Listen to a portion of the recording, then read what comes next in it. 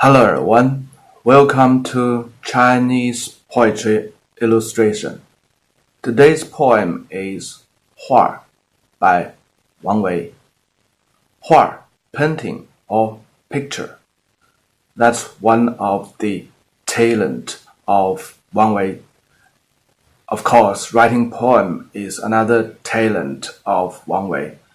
So he's using his one talent to write about another his talent.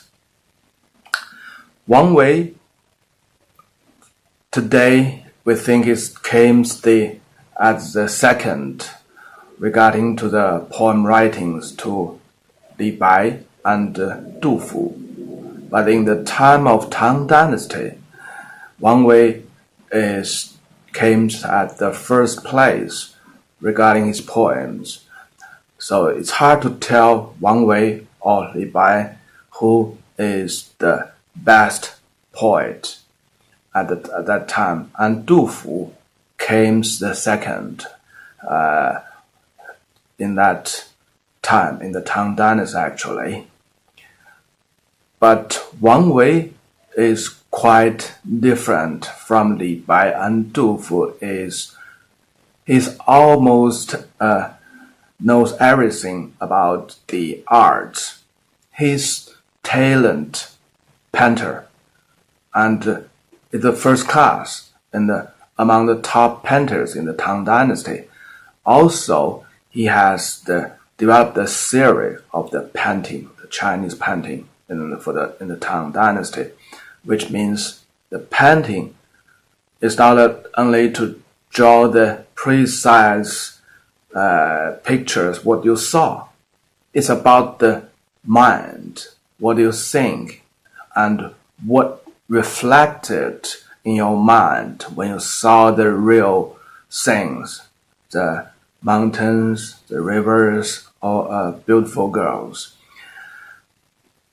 Besides painting, writing poems, Wang Wei actually is much more famous of his talent on the musicals.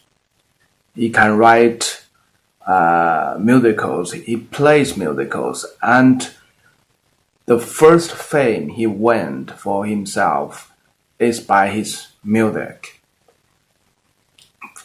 Till today, most people don't know he's the first class musicians or composers.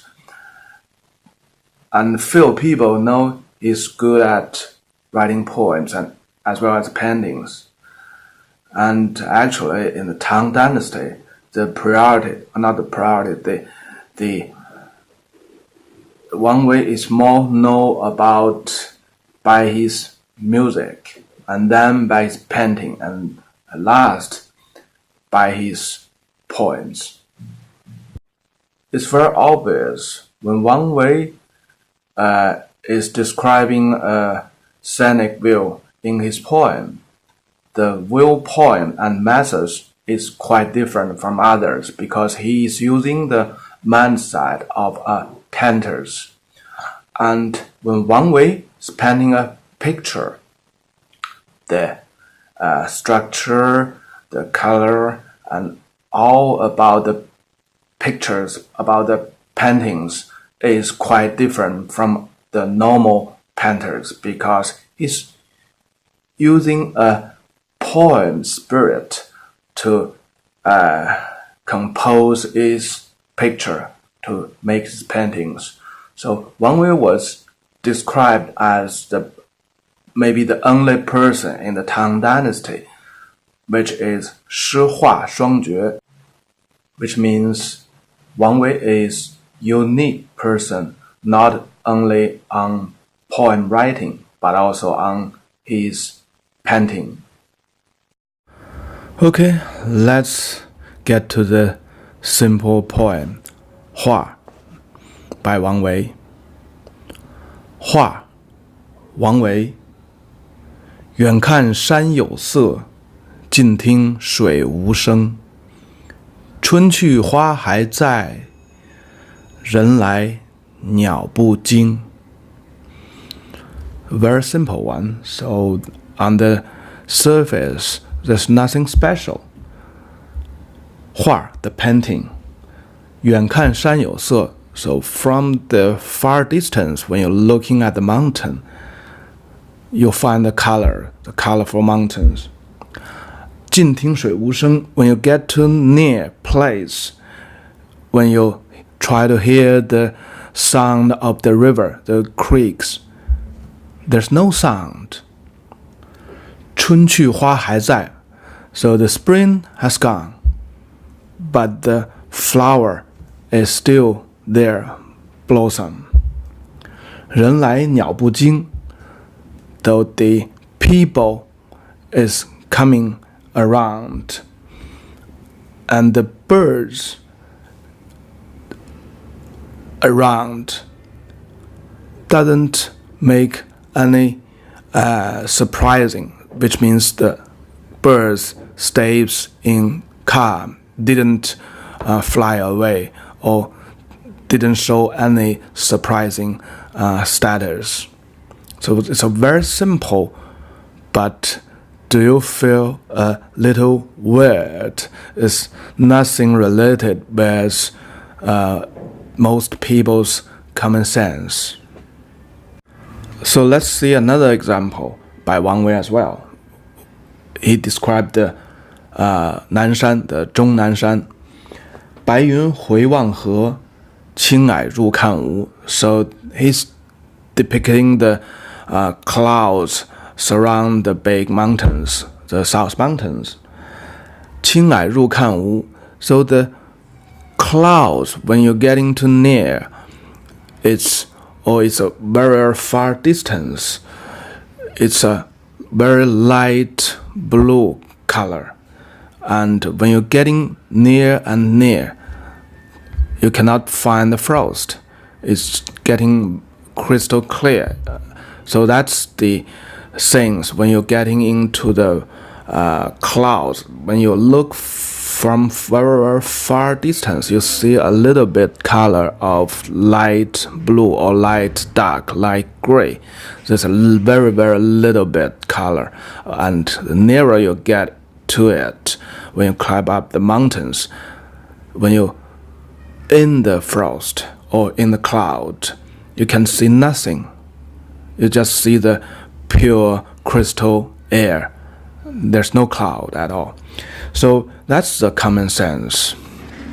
Either the color is very light blue, light gray, we call it 苍山, or there's no color at all.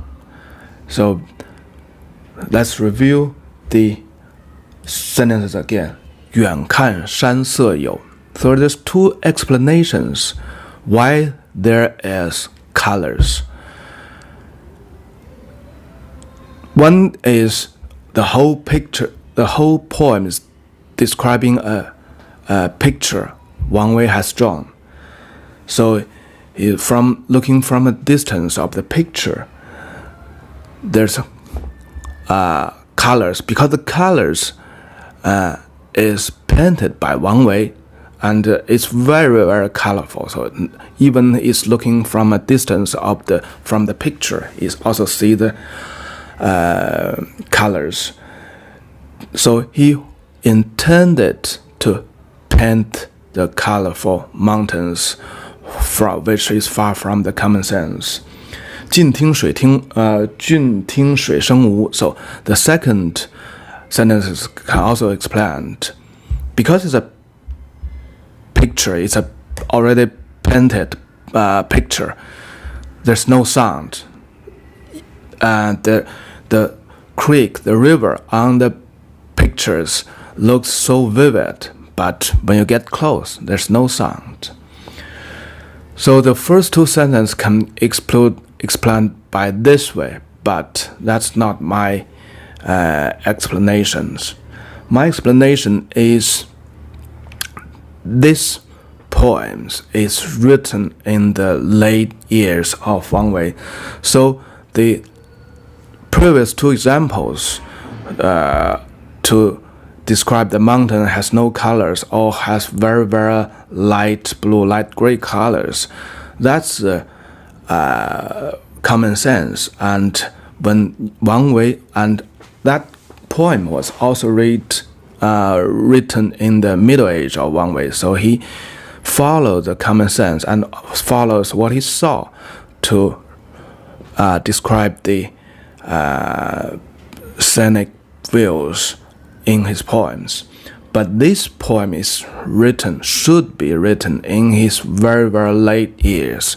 And everybody know Wang Wei is so adorable to the Buddhism. So he practiced the Buddhism through his middle to late years.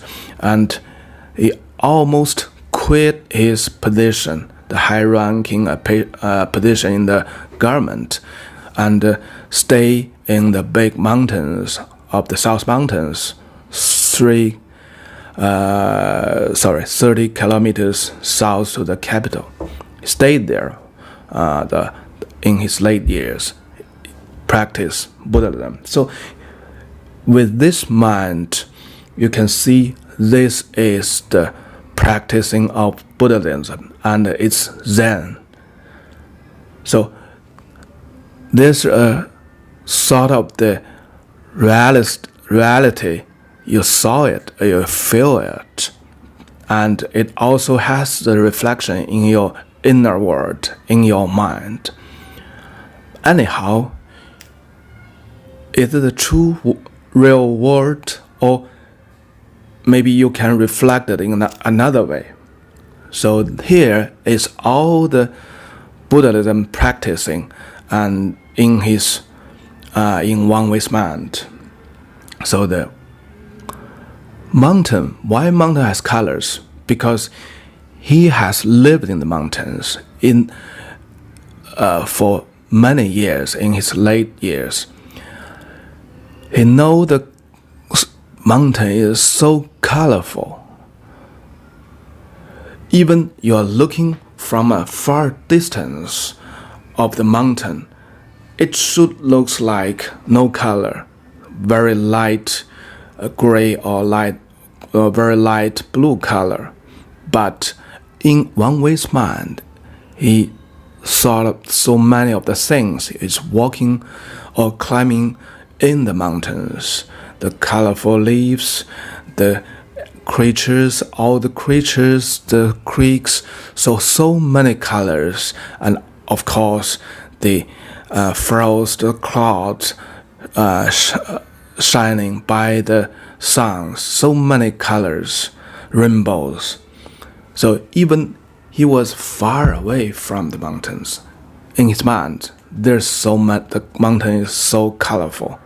That's the magnificent world. The whole creatures is living in this magnificent world.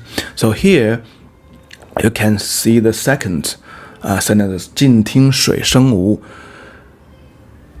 So even he was far away from the mountains, far away from the riverside, from the creeks.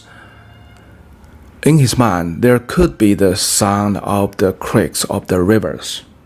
But when he get near to the creeks, to the rivers, into the mountains, because he was indulged by the magnificent world and forget his everything. So that's the some sort of the 空和有. So that in Wang Wei's, in so many poems in Wang Wei's 空 无. So the magnificent world is so splendid, has so many creatures or so many things in this world, but it could be taken as nothing there, because could be the reflection in your mind, or so that's the most difficult things of the Zen or the Buddhism. I cannot explain so perfect, but from this poem you can see the color. There's no color, but either way, in Wang Wei's mind, the colors, it's reflected in the Wang Wei's mind so colorful. And the sound of the creek, sound of the rivers, that seems like the common sense. But the sound does not reflect it in Wang Wei's mind. So he think there's no sound, no of the water. So that's the first two sentences. So hard. It's Buddhism. I know a little bit, but it's still so hard to explain it. So if you have some of the practice on the Buddhism, maybe you have a better understanding on these two sentences.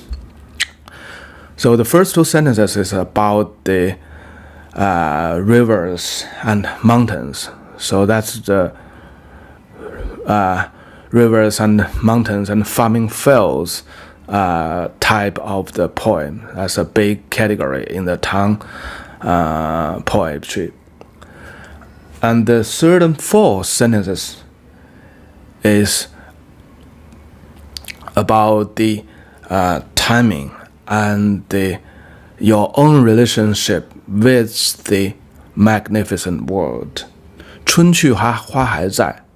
So normally the 春去, the spring has gone, is a little sadness. The Chinese has so many poems and literatures to express the sorrow and sadness when the spring has gone. But here is another paradox. The spring has gone, but the flower is still there, or in your mind, or there's. So that's all the sentences has a paradox, totally four paradox. Everything is different, or the contrast to the normal, to the common sense. So the contrast. 人来鸟不惊. So the last one, 人来, 人 here, you can take it as the poet himself, Wang Wei. So he was in this magnificent, he was touring around. And normally the bird will be surprised, astonished by the humans and fly away.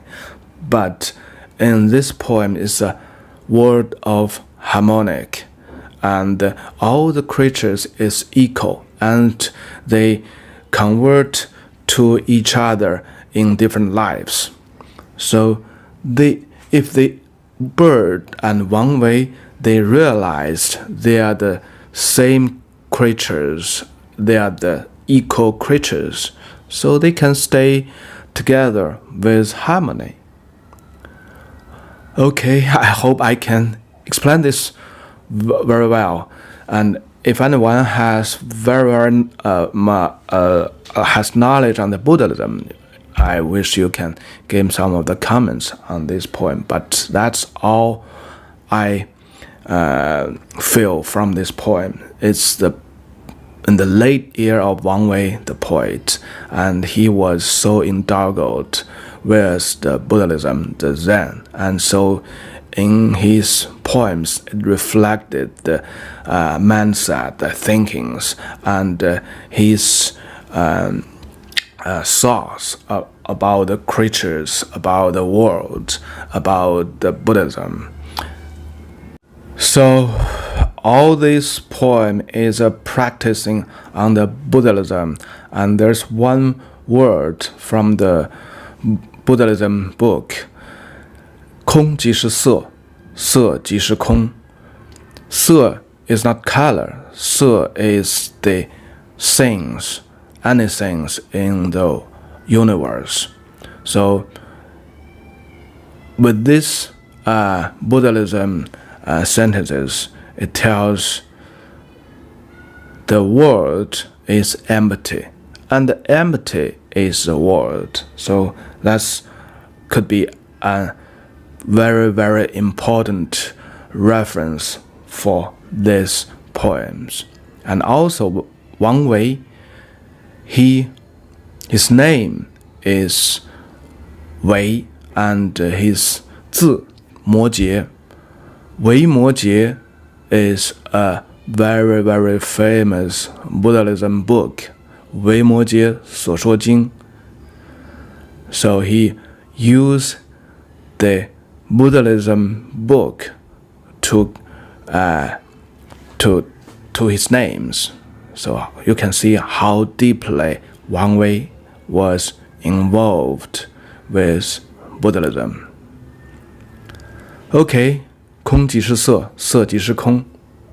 That's also my explanations to this poem. Okay, that's about this poem. I will read this poem again in the dialect of Shanxi, Qinqiang, and then finish this one. 花儿，王维。远看山有色，近听水无声。春去花还在，人来鸟不惊。So we have the Buddhism sentences 空即是色，色即是空 and check the first two sentences again.